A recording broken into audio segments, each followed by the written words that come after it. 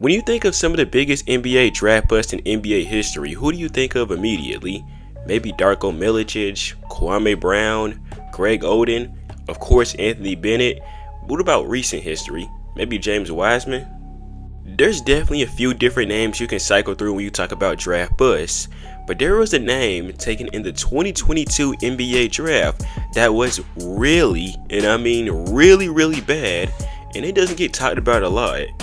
Johnny Davis was taken 10th overall in the 2022 NBA draft by the Washington Wizards, and like I said before, he was really bad, but again, he doesn't get talked about a lot. And in today's video, we're going to be looking at one of the most forgotten draft busts already in Johnny Davis. Johnny Davis was a 3-star recruit in the class of 2020, coming out of Central High School in La Crosse, Wisconsin. There, he led his team to a state title as a freshman, and in his junior year, he averaged 23 points per game and 9 rebounds. And as a senior, he averaged 27.4 points per game and 9.2 rebounds. He was named Wisconsin basketball, won the La Crosse Player of the Year, and he would even lead the school as the team's all-time leading scorer.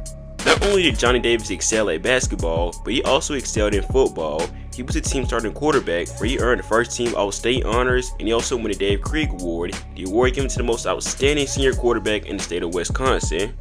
Of course, he would focus on basketball though, and he had offers from Iowa, Minnesota, and Marquette, and he chose Wisconsin over all of those schools. Davis would come off the bench as a freshman for the 2020-2021 season, where his best game would come against Penn State, where he put up 17 points per game on 6 or 7 from the field. Altogether, he averaged about 7.0 points per game, 4.1 rebounds, shooting 44% from the field and 38% from 3. He would improve big time in his sophomore year, now being a starter, averaging about 19.7 points per game and 8.2 rebounds. He had a 30-point game versus Houston in an upset victory, and also a 37-point plus 14-point game against Purdue, also was an upset victory.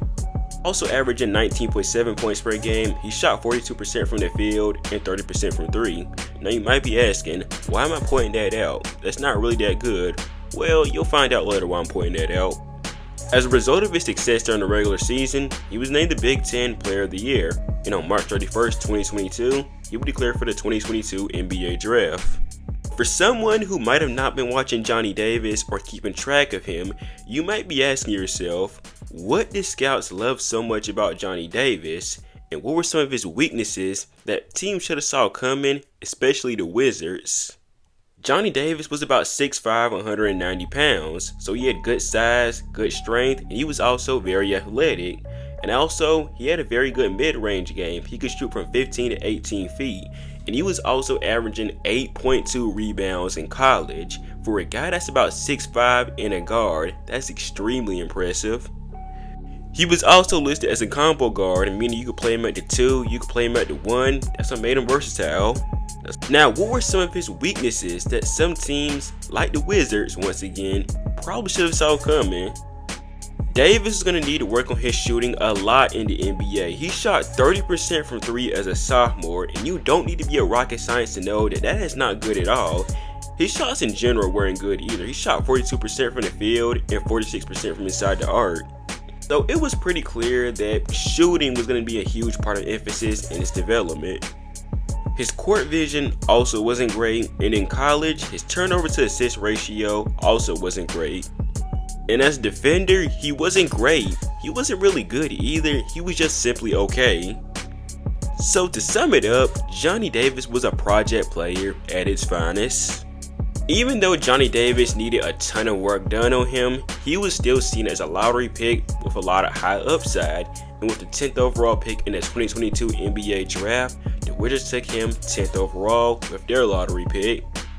I'm going to point it out because it's notable. Johnny Davis in the Summer League was a bit iffy, played in 3 games, averaged about 8 points per game, 29% from the field, and 33% from 3.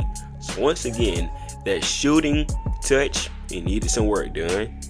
He would spend most of his rookie year with the Wizards during their G League team, only playing in about 28 games with the actual team, putting up 5.8 points per game, 2.3 rebounds per game, and a very low 24% from 3 and 38% from the field.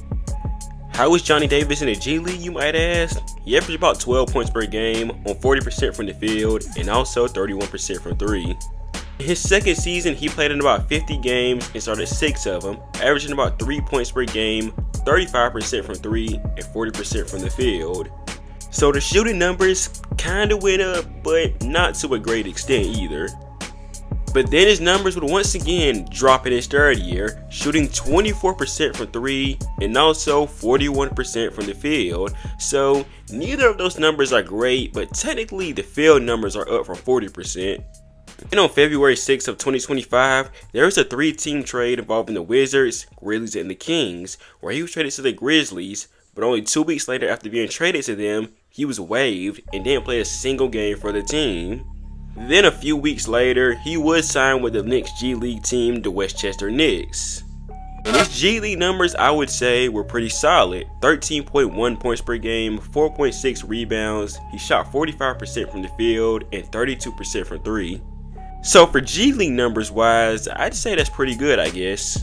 Now that we're here, there's the question, what truly went wrong with Johnny Davis? If you ask me, Johnny Davis should have never been a lottery pick in the first place. And maybe that's extremely hindsight, but he was an extremely average shooter. And speaking of his shooting form regressed so badly when he got to the NBA. Look at this comparison and look at how badly his shooting form changed. I don't know if somebody coached him to do this or if maybe he had an injury that caused him to change it, but it had a huge effect on his game. It was really no wonder why he didn't get better while he was in the NBA. He was an okay defender, and also he didn't do much as a playmaker, so it's like, what are you gonna do here? Now, while some people may argue that Johnny Davis is a bad player in his own right, it would be malpractice not to give the Wizards some blame here.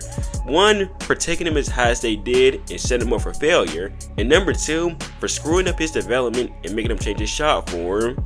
While the argument that Johnny Davis was bad in his own right is definitely there, the Wizards definitely didn't make his situation a whole lot better.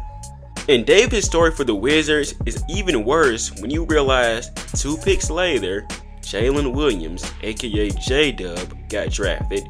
J-Dub, who was an all-NBA player and all-defensive team player in 2025, by the way.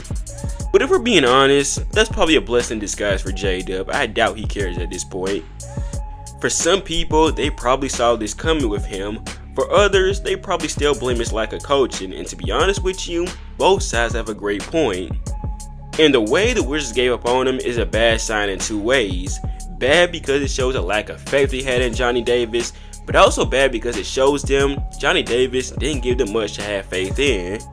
I mean, at least with past busts like James Wiseman, the Wizards gave him a reason to have faith. Unfortunately, he couldn't stay healthy. With Johnny Davis, he didn't give you that. He didn't give you that benefit of the doubt. At the end of the day, Johnny Davis is a classic case of talent meeting bad fit, questionable development, and maybe just not being ready for the jump. He went from high school star to Big Ten Player of the Year to top 10 NBA draft pick, but it never really clicked at the next level, whether it was his broken shooting form, lack of elite playmaking, or being thrown into a bad situation in Washington. Davis became another example of how hard it is to stick in the league if you're not instantly great. And sure, the Wizards deserve blame. They took him too high, tinkered with his strengths, and bailed fast. But Davis also didn't do enough to force their hand. Now he's in the G League trying to keep the dream alive. And maybe he figures it out, maybe not. But Johnny Davis is a reminder that being great in college doesn't mean you're always built for the NBA. And I'll leave it off here. Johnny Davis is only 23 years old. Maybe a fresh start with the right coaching staff and a simplified role can maybe unlock something. We've seen crazier things happen here. But if it ends here, Johnny Davis will go down as another what if. What if he stayed in college another year? What if he went to a team with real development? What if he never changed his jumper? Could he actually become the NBA player some people thought he might have been? So, if you have truly made it to the end of this video and you watched the entire thing, I appreciate you so much. And if you haven't yet, make sure you hit the subscribe button and tap the bell icon for future basketball content. I'm going to be putting out a lot more basketball content over the next couple weeks leading into the 2025 NBA draft because I want to put more basketball content out on the channel. And I said before, I wanted this to be an all-around sports channel with basketball and football. So I'm going to be trying that over the next couple weeks. So whether you're here for my basketball or football content, I really appreciate it, and I hope you stick with me in the long run. So as I said before, if you haven't yet, make sure you hit the subscribe button and type the bell icon for future football and basketball content. Follow my social medias down below in the description, and I'll see you guys in the next video.